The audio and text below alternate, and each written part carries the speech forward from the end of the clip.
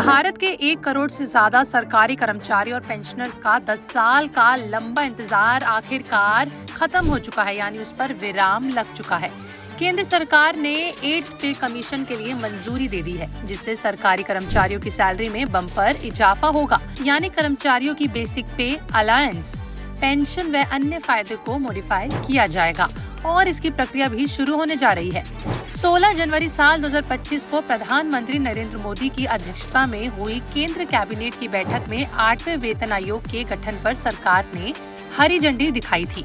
इस फैसले के साथ ही कर्मचारी के मन में एक ही सवाल उठ रहा है कि आखिर अब उनकी सैलरी में कितना इजाफा हो सकता है। इसकी जानकारी देते हुए पहले आपको बता दें कि सरकार ने 28 फरवरी साल 2014 को 7वें वेतन आयोग का गठन किया था। आयोग के राज्य और सरकारी कंपनी से बातचीत व सलाह मशवरे के बाद 19 नवंबर साल 2025 को अपनी रिपोर्ट सरकार को सौंपी थी, जिसके बाद 1 जनवरी साल 2016 से 7वें वेतन आयोग लागू किया गया। फिलहाल कर्मचारी और पेंशनर्स को 8वें वेतन आयोग के तहत सैलरी व पेंशन मिल रही है। ऐसा माना जा रहा है कि 8वें पे कमीशन जनवरी साल 2026 से लागू हो सकता है, क्योंकि जनवरी में ही 7वें वेतन आयोग की समय सीमा समाप्त हो जाएगी और 8वां वेतन आयोग अपनी रिपोर्ट देने से पहले राज्य सरकारों, सरकारी कंपनियों आदि से बातचीत करेगा और पहले सभी हितधारकों और सरकारों से सलाह मशवरा करने के बाद शुरुआत होगी। आइए जानते हैं कि कैसे केंद्र सरकार सैलरी में हाइक को कैलकुलेट करती है। कुछ एक्सपर्ट्स 8वें वेतन आयोग में मिनिमम बेसिक सैलरी में 186% तक की जबरदस्त वृद्धि होने की उम्मीद कर रहे हैं।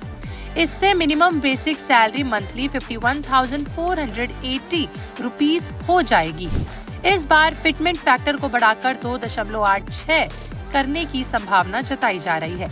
अब ये मान लीजिए कि अभी आपकी बेसिक सैलरी मंथली 40,000 रुपए है और 8वें वेतन आयोग में फिटमेंट फैक्टर को 2.5 रखा गया और इसके आधार पर आपकी बेसिक सैलरी बढ़कर मंथली 1 लाख रुपए हो जाएगी। हालांकि शुरुआती अवधि में महंगाई भत्ता नहीं मिलेगा, क्योंकि आमतौर पर वेतन आयोग इसके लिए रिकमेंडेशन करता है।